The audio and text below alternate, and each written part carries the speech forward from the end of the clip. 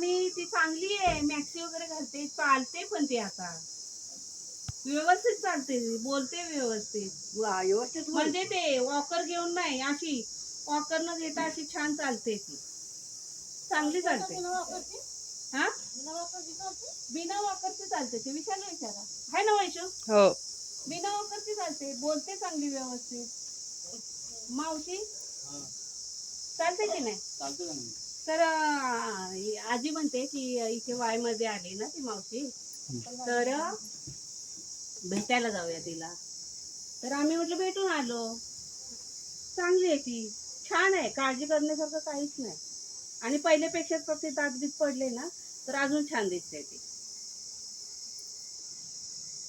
आणि तुम्हाला सांगू का, माझा पाय दुखतोय. खुर्ची बसा. मी नमस्कार करते. खुर्ची बसा. आशीर्वाद आहे ना, न मागताच आहे आशीर्वाद. आहे की नाही? आता एकच राहिलंय आता. नाही, आम्हाला हवंय तुम्ही. आम्हाला कोण आहे मग तुमच्याशिवाय? आता तुम्ही काल घरामध्ये नव्हतात, हा? एवढं सुंदर घर, घरात सगळे सुखसोयी, फ्रीज आहे, टीव्ही आहे, कपाट आहे, बेड आहे, सगळं काही आहे. पण त्या घरामध्ये काल तुम्ही आम्हाला दिसले नाही. हा? जर एखादं मंदिर आहे, खूप सुंदर बांधलंय ते मंदिर, खूप छान दिसतंय ते मंदिर वगैरे, पण त्या मंदिरामध्ये देवच नाही, तर ते मंदिर कसं दिसेल? हा? रडू नका तुम्ही, रडताय का? रडायचं कशाला? तर तसं वाटलं आम्हाला, त्या मंदिरातला देव गेला कुठे आमचा.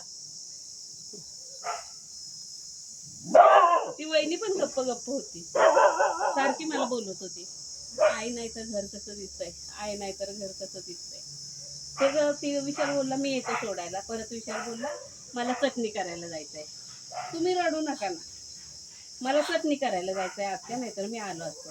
तर म्हटलं ठीक आहे. वहिनी गप्प झाली ना, आम्ही तयारी करून बसलो, साडी वगैरे नेसली. आणि मग तिला वाईट वाटलं ना, मला माझ्या आईला भेटायचं आहे आणि आता ह्याला चटणी करायला, त्याला आपण फोर्स पण करू शकत नाही ना.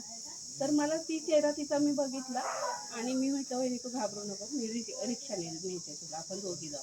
मग आम्ही दोघी यायला तयार झालो आणि मग हा आम्ही दोघी निघालो यायला. तर मग विशालला काय वाटलं काय माहिती, तर तो बोलला नका जाऊ रिक्षाने, मी येतो सोडायला.